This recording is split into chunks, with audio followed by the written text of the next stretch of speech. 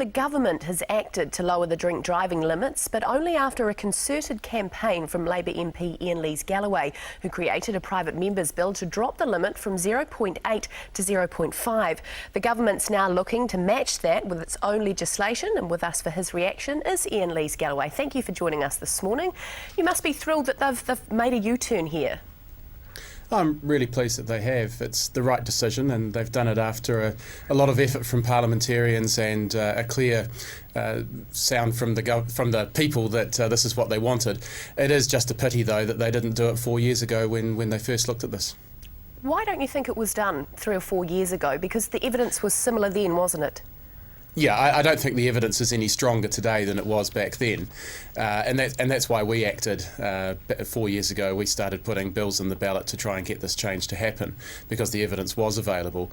I think what's changed is public opinion has firmed around it, and some of the interest groups that the National Party listens to, particularly like the AA, have changed their position. The AA were opposed to it until they polled their own members and found that 2/3 of their members supported it. So I think it is typical politics from the National Party. They're a bit slow on the uptake on these things sometimes, but they have finally come around to making the right decision.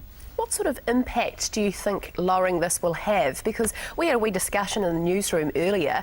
If you're someone that has 1 to 2 drinks at the moment and you think, OK, that's enough, I don't want to go any more than that, are you really going to lower what you do already, or will this just, you know, well, for me, for example, I'll have 1 drink and I won't have any more, so for me this won't change this. Who is it going to impact here? The interesting thing is every time this change has been made overseas, and something that everyone should remember is that most other countries actually already have a 0.05 limit. New Zealand is the one that's out of step. But everywhere else that this has been done, there's been a reduction in drink driving right across the spectrum. So people who are heavily intoxicated, their levels have come down as well. There's a number of different theories as to why that is, but one is that once you get over 0.05, you're actually not able to make sensible decisions about how drunk you are, and people who are aiming to come in just below our current limit end up blowing it and going way over the top.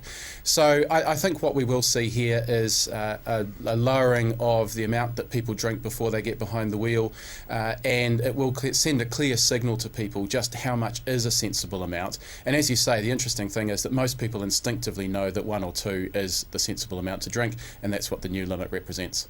This still won't stop the heavy drinkers though, will it? Those that think they can have 3, 4, 5 drinks, this won't stop them.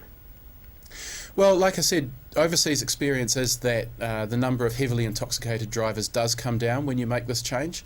But there will always be people who flout the law. It doesn't matter what law you've got in place, people will flout the law. But what we're doing here is aligning the legal drink drive limit with the medical definition of intoxication. That's what the best evidence tells us is the limit we should have. It's what most other countries have done. And yeah, it's the best limit that we can come up with on the evidence that we've got. Why not have zero tolerance? If we're going to bring it down to 0.05, why not have no one drinking behind the wheel?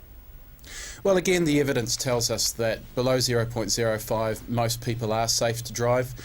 Most people actually instinctively know when they are and aren't safe to drive, and they'll set their own limit, and most people will come in well below 0.05.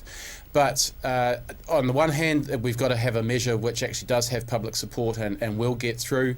But on the other, once you start going below 0.05, the rate of return is quite diminishing.